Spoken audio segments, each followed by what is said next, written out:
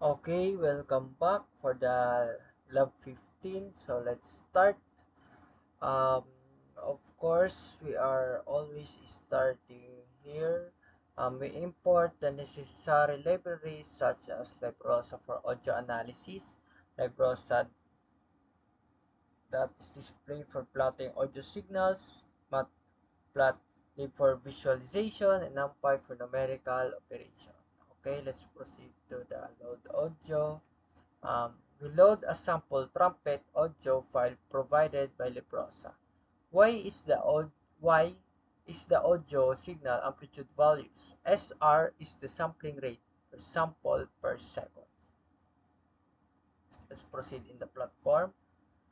We plot the audio waveform in the time domain. This shows the amplitude of the trumpet sounds changes over time. Okay, next part is step E2. You compute the short time Fourier transform (STFT) to analyze the frequency content over time. D is the complex STFT result. SDB convert the magnitude to decibel for better visualization. Okay, let's proceed to the display spec program. The display split program is we plot the spectrogram frequency versus time with color presenting amplitude in dB. This shows how the trumpet's frequency content evolves. So um, let's proceed to the step A3. We import functions to design and apply digital filters. Next,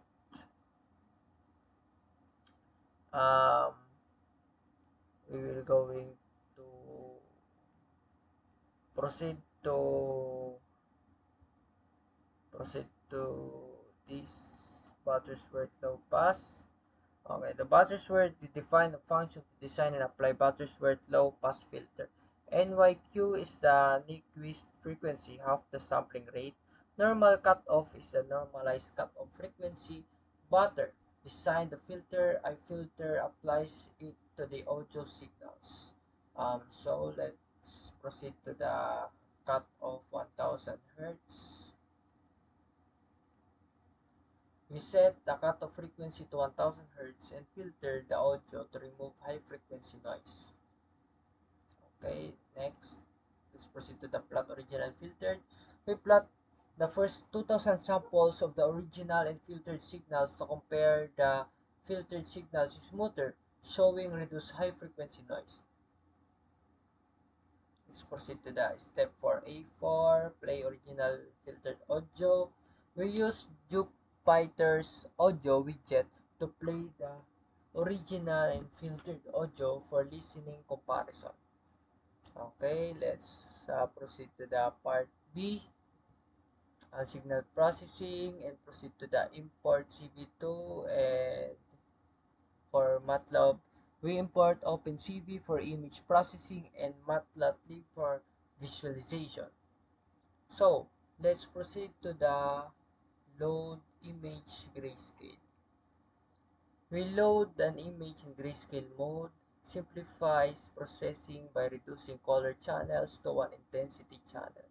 Let's proceed to the display. We display the grayscale image axis of hides the axis sticks for a clearer view. So next, step 2, B2. Let's proceed to the step to B2.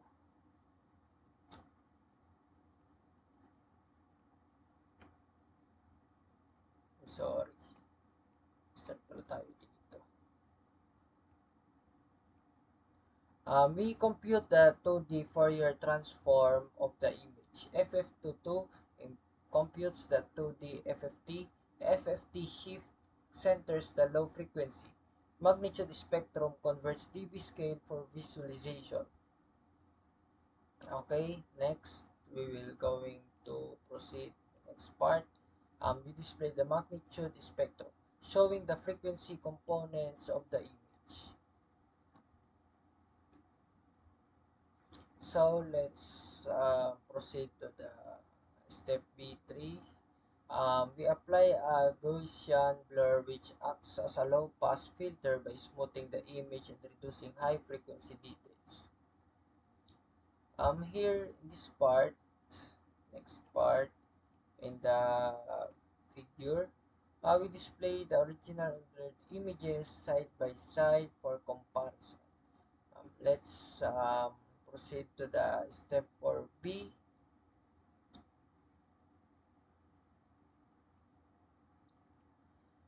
We add Gaussian noise to the image. NP random normal generate noise with mean 0 and standard deviation 25. Clip ensures pixel values stay between 0 to 255. As type NP UINT8 converts to valid image format. So let's proceed here in the plot. In the then is using median filter. We apply a median filter to remove noise. This replaces each pixel with the median of its neighbor, effectively reducing salt and pepper noise. So in the last part, we have the plot.